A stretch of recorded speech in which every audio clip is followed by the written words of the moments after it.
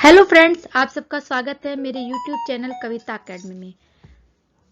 आज का पार्ट हमारा सेकंड है इलेक्ट्रिसिटी एंड सर्किट चैप्टर का। इसका फर्स्ट पार्ट मैं ऑलरेडी डाल चुकी हूँ। तो हम स्टार्ट करते हैं क्वेश्चन नंबर 11 से। Do not handle electric wire with your bear hands, wear rubber gloves, said mister Gupta. Which of the following statement is not true about what mister Gupta commented. इसका मतलब है कि वो कह रहा है कि हमें इलेक्ट्रिक वायर जब हम टच करते हैं तो हमें कैसा अपने हाथों में कुछ ग्लव्स वगैरह पहन कर रखना चाहिए, क्योंकि अगर हम बेयर हैंड से अगर हम इलेक्ट्रिसिटी को टच करते हैं तो क्या हो सकता है, ये इसके बारे में बताया जा रहा है। तो हम इसमें से हमें कौन सा स्टेटमेंट चूज करना है जो हमारा नॉट ट्रू स्टेटमेंट है। तो स्टार्ट करते हैं ए पार्ट से। You will get electrocuted if you handle live wire. अब इसमें लाइव वायर जिसके अंदर से इलेक्ट्रिसिटी पास होती है, ठीक है। अगर आप जब इसको टच करते हो बेयर हैंड से तो हो सकता है कि आपका क्या होगा, इस हाथ लाइव वायर को टच करे और आपको क्या लग जाए, इलेक्ट्रिक शॉक लग जाए। इलेक्ट्रोक्यूटी, क्योंकि हमारी बॉडी जो होती है गुड कंडक्टर होती है, हमारी बॉडी में इजीली इलेक्ट्रिसिटी पास हो जाती है। The rubber glove is good insulator is to protect us from electric shock. ये कह रहा है कि अगर हम रबर ग्लव्स पहन के रखेंगे हमारे हाथों में तो हमें इलेक्ट्रिक शॉक नहीं लगेगा। ये सही है, क्योंकि अगर ग्लव्स क्या होते हैं, रबर क्या होता है, गुड इंसुलेटर होता है, उसके अंदर से इलेक्ट्रिसिटी जो होती है पास नहीं हो सकती, तो हमें इलेक्ट्रिक शॉक नहीं लग सकता। तो ये भी हमारा ट्रू स्टेटमेंट। हमें इनकरेक्ट स्टेटमेंट ढूंढना। The rubber gloves control the electricity current flow. ये हमारा इनकरेक्ट है, क्योंकि इलेक्ट्रिसिटी करंट फ्लो को कैसे कंट्रोल कर सकता है, क्योंकि वो एक इंसुलेटर है, उसमें से इलेक्ट्रिसिटी फ्लो ही नहीं हो सकती। तो इसका सी पार्ट हमारा क्या है, इनकरेक्ट स्टेटमेंट है। Electricity can not flow through rubber, ये सही है कि जो इलेक्ट्रिसिटी फ्लो नहीं हो सकती रबर में से। तो हमारा इसका करेक्ट ऑप्शन है सी पार्ट। नेक्स्ट क्वेश्चन है question number 12। In the given diagram the cheese start to melt when the switch is turn on. वो कह रहा है कि हमारा जो अगर हम स्विच वो ऑन करते हैं तो विच जो स्लाइस ऑफ चीज है वो मेल्ट होना स्टार्ट हो जाएगी। तो ये स्लाइस ऑफ चीज आप ये देखो, ये तो अभी क्या है, ओपन सर्किट है, मतलब ये भी ऑफ पोजीशन में है, क्योंकि हमारा ये क्लोज नहीं हो रहा, ठीक है। जब ये बंद कर देंगे, स्विच ऑन कर देंगे, तो वो कह रहा है कि स्लाइस ऑफ चीज है वो कब मेल्ट होने लग जाएगी, जब हम उसके बाहर यहाँ पर क्या लगाएंगे। तो ये कह रहा है कि हमें एक्स क्या हो सकता है, सिल्वर, प्लास्टिक, वुड, कॉपर। तो सबसे पहले बात है कि प्लास्टिक और वुड तो हमारा हो ही नहीं सकता, क्योंकि प्लास्टिक भी क्या है, इलेक्ट्रिसिटी नहीं कर सकता पास, ये भी इंसुलेटर का काम करता है, और वुड भी। तो हमारा इसका ऑप्शन होगा फर्स्ट, सिल्वर एंड कॉपर। और मैंने बताया था हमारी फर्स्ट वीडियो में कि सिल्वर जो होता है सबसे गुड कंडक्टर होता है, लेकिन हम कॉपर को ज्यादा यूज करते हैं क्योंकि सिल्वर बहुत ही महंगा होता है, ठीक है, कॉपर की कंपैरिजन में। तो इसका ऑप्शन होगा first and fourth. First and fourth हमारा ए ऑप्शन में, तो हमारा ए ऑप्शन इज करेक्ट है। नेक्स्ट क्वेश्चन है हमारा question number 13। Fuse is most safety device use for protecting the circuit from. क्या है, फ्यूज एक सेफ्टी डिवाइस है और वो किससे प्रोटेक्ट करती है। तो सबसे पहले तो फ्यूज क्या होता है, फ्यूज क्या होता है, हमारे एक जो घर में लगा होता है, आजकल क्या होता है हमारे घर में एमसीबी यूज की जाती है। क्या यूज की जाती है, एमसीबी, मिनिएचर सर्किट ब्रेकर। पहले फ्यूज वायर यूज किए जाते थे, लेकिन आजकल एमसीबी यूज किया जाती है। कि फ्यूज में क्या होता था, फ्यूज कुछ इस तरीके से होता था और यहाँ पर क्या लगा होता था, एक वायर लगा होता था, ठीक है, इस तरीके से, जो हाई रेजिस्टेंस का और लो मेल्टिंग पॉइंट होता था। जैसे हमारे घर में शॉर्ट सर्किट होता था, ओवरलोडिंग होता है, या एक्सिस ऑफ इलेक्ट्रिसिटी होती है, मतलब एक लिमिट से जब ज़्यादा उसमें फ्लो होती है तो ये अपने आप मेल्ट हो जाता था और हमारा सर्किट ब्रेक डाउन होता था। लेकिन इसमें क्या होता था, बार बार इस वायर को चेंज करना पड़ता था, इसलिए आजकल इसे यूज ना करके एमसीबी को यूज किया जाता है, ठीक है। इन दोनों का ही फंक्शन क्या है, ये शॉर्ट सर्किट और ओवरलोडिंग से प्रोटेक्शन प्रोवाइड करती है। अब शॉर्ट सर्किट का मतलब क्या, शॉर्ट सर्किट का मतलब क्या होता है कि क्या होता है कि हमारे वायर्स, आपने देखा होगा हमारी वायर में 3 वायर्स होते हैं, ठीक है। अगर आपने किसी वायर की उसकी ऊपर जो प्लास्टिक कवरिंग होती है उसको हटा के देखोगे तो उसमें 3 वायर निकलते हैं इस तरीके से, ठीक है, अलग अलग कलर के। एक रेड होगा, एक ब्लू होगा, एक ग्रीन होगा, ठीक है। ग्रीन वाला अर्थिंग वाला होता है, रेड वाला लाइव वायर होता है, और एक ब्लैक वायर होता है, ठीक है। ज्यादातर मोस्टली यही कलर होते हैं, ठीक है। एक न्यूट्रल होता है। जब हमारा लाइव वायर न्यूट्रल वायर से न्यूट्रल वायर से जब हमारा टच हो जाता है तो हमें क्या, तो हमारे घर में क्या होता है, शॉर्ट सर्किट होता है। इसकी एक और चीज होती है ओवरलोडिंग। ओवरलोडिंग में क्या होता है कि जब हम क्या करते हैं कि हम एक ही स्विच में या एक ही प्लग में क्या हम एक से ज्यादा इलेक्ट्रिक अप्लायंस को यूज करते हैं तो वो ओवरलोडिंग कहलाता है। तो क्या करता है, फ्यूज हमें किससे प्रोटेक्ट करता है, शॉर्ट सर्किट और ओवरलोडिंग से। Question number 14, observe the given figure and answer the following question. हमें इस फिगर को ऑब्जर्व करना है और हमें बताना है कि इसमें से कौन सा आंसर हमारा करेक्ट है। The bulb will glow when is placed between the probes, मतलब इसके बीच में हम क्या लगाएं कि हमारा बल्ब ग्लो करने लग जाए। वो कह रहा है क्रेयॉन्स लगाओ, कोम लगाओ, पीस ऑफ स्टोन लगाओ, मेटल की लगाओ। अब हमें पता है कि इलेक्ट्रिसिटी कब फ्लो होगी, जब उसके अंदर कोई कंडक्टर लगाओ, पूरा कैसा हो, कंडक्टर से सारा ऐसा वायर यूज किया होगा जिसमें कंडक्टिविटी शो हो सके, मतलब इलेक्ट्रिसिटी फ्लो कर सके। तो हमें पता है कि क्रोन में इलेक्ट्रिसिटी फ्लो नहीं होगी, कॉम में नहीं होगी, पीस ऑफ स्टोन में नहीं होगी। ओनली मेटल ही एक ऐसा जो है इन चारों में से जो इलेक्ट्रिसिटी को फ्लो कर सकता है। तो इसका ऑप्शन होगा सी। नेक्स्ट क्वेश्चन हमारा 15, which of the following statement is correct regarding the maximum brightness of the bulb used in the circuit. वो कह रहा है कि हमारा जो सर्किट में बल्ब कब सबसे तेज चल सकता है। A similar battery is connected between the probes in same order. A similar battery is connected between the probes in reverse order. A similar bulb is connected between the probes. None of these. अब हमें बताया कि सबसे पहले battery क्या होता है। आपने सेल तो पढ़ा है कि सेल क्या होता है। सेल कुछ इस तरीके से बना होता है, मैंने बताया था ये पॉजिटिव टर्मिनल होता है, इसकी डिस्क क्या होती है, नेगेटिव टर्मिनल होता है। जब हम एक से ज्यादा सेल्स को जब हम जोड़ देते हैं तो वो हमारी क्या बन जाती है, बैटरी बन जाती है। लेकिन बस हमें ये ध्यान रखना है कि बैटरी बनाते वक्त हमारे सेल का एक सेल का पॉजिटिव टर्मिनल दूसरे सेल के नेगेटिव टर्मिनल से जुड़ा होना चाहिए। आपने देखा होगा जब आपके रिमोट में आप सेल लगाते हो, मान लो ये रिमोट है, यहाँ पे स्प्रिंग लगी होती है इस तरीके से, तो आपने देखा होगा अगर आप एक सेल को ऐसे लगाते हो इस तरीके से, ये कैप लगी होती है, ठीक है, तो दूसरा सेल आपका कैसा लगा होता है, इस तरीके से। एक मिनट मैंने रोंग बना दिया क्योंकि हमारी ये स्प्रिंग इधर लगी होती है, इधर स्प्रिंग इधर लगी होती है, ठीक है। इस तरीके से क्या होगा, यहां पर क्या होगा, यहां पर एक पिन लगी होती है इस तरीके से।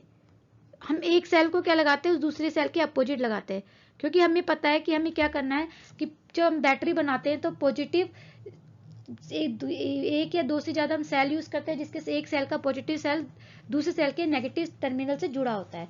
तो हमें पता है कि हमें सिमिलर बैटरी यूज करनी है और वो सेम ऑर्डर में यूज करनी है, ठीक है। तो हमारा ये इसका ए ऑप्शन इज करेक्ट होगा, 15th का ए ऑप्शन करेक्ट होगा, क्योंकि एक बल्ब तभी इंक्रीज कर सकते हैं उसकी ब्राइटनेस को जब हमारी बैटरीज होती है सेम ऑर्डर में कनेक्ट हो। नेक्स्ट क्वेश्चन है हमारा question number 16, 3 identical bulbs namely PQ are connected to a battery as shown. What will happen when the circuit is closed? वो कह रहा है हमारे 3 बल्ब लगे हुए PQR और क्या होगा जब ये सर्किट क्लोज होगा तो क्या होगा। अब हमें पता है कि हमारी जो हमारी इलेक्ट्रिसिटी हमेशा फ्लो करती है पॉजिटिव टू नेगेटिव, ठीक है, ये तो हमें पता है कि हमारी जो इलेक्ट्रिसिटी फ्लो करती है positive terminal to negative terminal, ठीक है। दूसरी बात हम ये जानते हैं कि हमारे सर्किट्स दो टाइप के होते हैं, पैरेलल सर्किट्स और सीरीज सर्किट्स, ठीक है। तो हमने बताया था कि पैरेलल सर्किट्स में क्या होता है, पैरेलल सर्किट्स में हमारे वोल्टेज जो होते हैं वो क्या होते हैं, डिवाइड नहीं होते, उसमें इलेक्ट्रिसिटी डिवाइड होती है, ठीक है।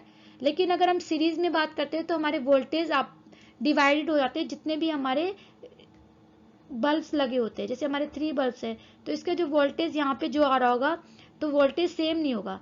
तो जब सीरीज में लगे होते हैं तो हमारी इसकी क्या होता है, हमारी जो बल्ब्स की होती है जो ब्राइटनेस पे क्या होता है, इफेक्ट होता है, ठीक है।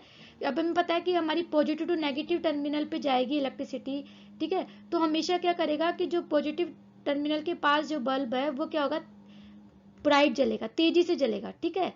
फिर हमारा क्या होगा, इस पे इलेक्ट्रिसिटी जाएगी, फिर थोड़ा सा इसमें चली जाएगी, फिर इसमें चली जाएगी, तो क्या होगा ये वोल्टेज डिवाइड हो जाएंगे, ठीक है। तो हमारी जो ब्राइटनेस है वो इसकी ज्यादा होगी, क्यू और आर की डिम होगी, ठीक है। तो ये ध्यान रखना है कि जो सीरीज में होते हैं तो हमेशा हमारी ब्राइटनेस पे इफेक्ट पड़ेगा बल्ब के, बल्ब जलेंगे तो सेम टाइम पे ठीक है। जैसे आपने देखा होगा दिवाली की जो लाइट्स होती है वो हमारी सीरीज सर्किट में होती है, सीरीज में होती है, ठीक है। आपने देखा होगा अगर एक बल्ब हमारा फ्यूज हो जाता है, खराब होता है, तो हमारी पूरी जो लाइट्स होती है वो खराब हो जाती है, ठीक है। तो ये ध्यान रखना आपको कि उसमें ब्राइटनेस पे इफेक्ट पड़ता है, ठीक है। नेक्स्ट क्वेश्चन है हमारा, नेक्स्ट क्वेश्चन है 17।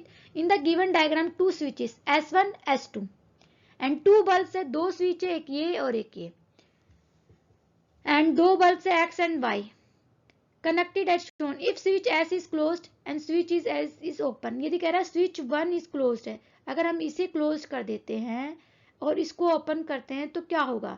अगर हम इसे क्लोज करते हैं और इसे ओपन करते हैं, ठीक है, तो क्या होगा। Only bulb X will glow, only bulb Y will glow, both bulbs X and Y will glow, neither bulb X NOR bulb Y glow. अब हमें पता है कि जब तक हमारा सर्किट कंप्लीट नहीं होता तो हमारा बल्ब नहीं जलता। तो हमें पता है कि देखो हमारा सर्किट कब कंप्लीट होगा, जब ये पूरी कनेक्ट होगी इस तरीके से। अगर हम केवल इसे ही अगर हम इसे ही बंद करेंगे, केवल इस वाले को बंद करेंगे, तब भी हमारा सर्किट यहाँ से ओपन रहेगा, तो हमारा बल्ब नहीं जलेगा, ठीक है। कोई सा भी बल्ब नहीं जलेगा क्योंकि हमारा सर्किट बंद ही नहीं हुआ, ठीक है। तो ये डी ऑप्शन इज करेक्ट है। Question number 18। Ravi connected 3 bulbs with cells and a switch as shown. When switch is moved on position। वो कह रहा है 3 बल्ब को इस तरीके से जलाया हुआ है, अब मतलब लगाया हुआ है, कनेक्टेड किए गए हैं। अब वो कह रहा है कि हमारे जब ऑन होगा तो क्या इफेक्ट होगा इन बल्ब पे। Bulb X will glow first, bulb Y will glow first, the bulb Z and X will glow first, all the bulbs will glow simultaneously। मतलब वो एक साथ जलेंगे, ठीक है। तो हमने बताया था कि सीरीज में लगे हुए हैं, बल्ब जलेंगे तो एक साथ, लेकिन जो उनकी ब्राइटनेस पे वो थोड़ा इफेक्ट होगी। तो इसका डी ऑप्शन इज करेक्ट है। 19th क्वेश्चन है, Manu connected 3 bulbs to a cell shown in figure. She found that filament of bulb Q is broken. What is the following statement is correct। अब हमें पता है कि अगर हमारा जो बल्ब होता है वो इस तरीके से होता है, यहाँ पर क्या होता है, इसके बीच में इस तरीके से फिलामेंट लगा होता है, मतलब ये इस तरीके से, ठीक है। अगर ये फिलामेंट ब्रेक डाउन होता है तो मतलब हमारा सर्किट क्या होगा, हमारा सर्किट इनकम्प्लीट हो जाएगा। कैसा हो जाएगा, इनकम्प्लीट। क्योंकि अगर बल्ब का ये फिलामेंट ही टूट गया तो ये क्या होगा, ये यहाँ से इसकी कटिंग मतलब जो इलेक्ट्रिसिटी फ्लो बंद हो जाएगी, ठीक है। तो क्या इफेक्ट होगा, only bulb R will glow, only bulb P will glow, both bulb P and R will glow, none of the bulb will glow. तो हमें पता है कि इसमें जब हमारा एक बल्ब भी फ्यूज हो आता है तो हमारा क्या होगा, सर्किट बंद नहीं होगा, ठीक है। मतलब वो ओपन हो जाएगा क्योंकि कनेक्शन टूट गया बीच में से, तो वो हमारा कोई भी बल्ब ग्लो नहीं करेगा, ठीक है, क्योंकि ये सीरीज में एक साथ लगे हुए हैं, ठीक है। आज का हमारा लास्ट क्वेश्चन है 20 question. Given diagram shows the lateral section of a torch containing cells. ये कह रहा है ये टॉर्च है हमारी, इसके अंदर देखो अभी मैंने बताया कि पॉजिटिव टर्मिनल नेगेटिव से, लेकिन नेगेटिव टर्मिनल नेगेटिव से, फिर पॉजिटिव टर्मिनल पॉजिटिव से, फिर नेगेटिव से। अब वो कह रहा है the torch is not glowing when the switch is on, which of the following statement may be correct regarding the reason। अभी जस्ट मैंने बताया था ये कि जब हम बैटरी बनाते हैं, बैटरी कैसे बनाते हैं, एक हम दो या दो से अधिक सेल्स को जब कनेक्ट करते हैं तो क्या होता है, हमारी बैटरी बन जाती है। लेकिन हमें बस ये ध्यान रखना है कि जब सेल का जो पॉजिटिव टर्मिनल होता है वो किससे जुड़ा होता है, दूसरे सेल के नेगेटिव टर्मिनल से जुड़ा होता है। पॉजिटिव से नहीं जोड़ेंगे, नेगेटिव से जोड़ेंगे, ठीक है। तभी तो आपने अगर रिमोट देखा होगा, रिमोट में सेल आप अपोजिट डायरेक्शन में लगाते हो, अगर एक तरफ पॉजिटिव होता है दूसरा एक नेगेटिव होता है। ये आप एक अपने घर में अभी भी करके देख सकते हो, जब वीडियो देखते हो उस टाइम देख सकते हो, ठीक है। तो bulb of the torch is fused, cell are not connected properly, the metal part of the torch do not make proper connect with the cell. अब वो कह रहा है इसमें क्या रीजन हो सकते हैं, तो हम क्या बता सकते हैं, इसमें तीनों ही रीजन हो सकते हैं। अभी तो देखो इसमें एक तो ये गलत जुड़े हुए हैं, ठीक है। दूसरा बल्ब ऑफ द टॉर्च भी अगर हमारे कनेक्शन सही है तब भी सही हो सकता है, ठीक है। Bulb of the torch is fuse, ये भी रीजन हो सकता है। Cell are not connected properly, the metal part of the torch do not, कई बार क्या होता है अगर ये वाला जो पार्ट है इसे टच नहीं कर रहा सेल से तब भी नहीं होगा। तो हमारे फर्स्ट सेकंड थर्ड ऑप्शन ही तीनों ही करेक्ट है, ठीक है। तो आज का हमारा यही यहीं तक की क्लास थी। इसके अलावा कुछ डाउट्स है वो हम क्लियर कर देते हैं। किसी बच्चों ने मुझसे क्वेश्चन पूछे थे तो हमें बताते हैं आगे। आज का हमारा डाउट क्वेश्चन है चैप्टर नंबर 4 का। किसी बच्चे ने पूछा है, उसका नाम बिमला, उन्होंने पूछा है कि क्वेश्चन को समझ में नहीं आया इसलिए मैं दोबारा एक्सप्लेन कर रही हूँ। एक वेन डायग्राम है PQR, इसमें बता रहा है कि 1 रिप्रेजेंट कर रहा है स्लेक लाइन को। अब 1 का मतलब क्या हुआ कि 1 में किसकी क्वालिटी है, P की एंड R की, ठीक है। तो slaking of lime and 2 represent कर रहा है डिकम्पोजिशन ऑफ कैल्शियम कार्बोनेट को। तो हमें आइडेंटिफाई करना PQR। स्लेकिंग ऑफ लाइम जब रिएक्शन करता है तो हमेशा उसमें से हीट रिलीज होती है। क्या रिलीज होती है, हीट रिलीज होती है। ऐसी reaction which reaction in release heat, ठीक है, जिस भी रिएक्शन में रिलीज होती है हीट वो कहलाती है एक्सोथर्मिक। क्या कहलाती है, एक्सोथर्मिक।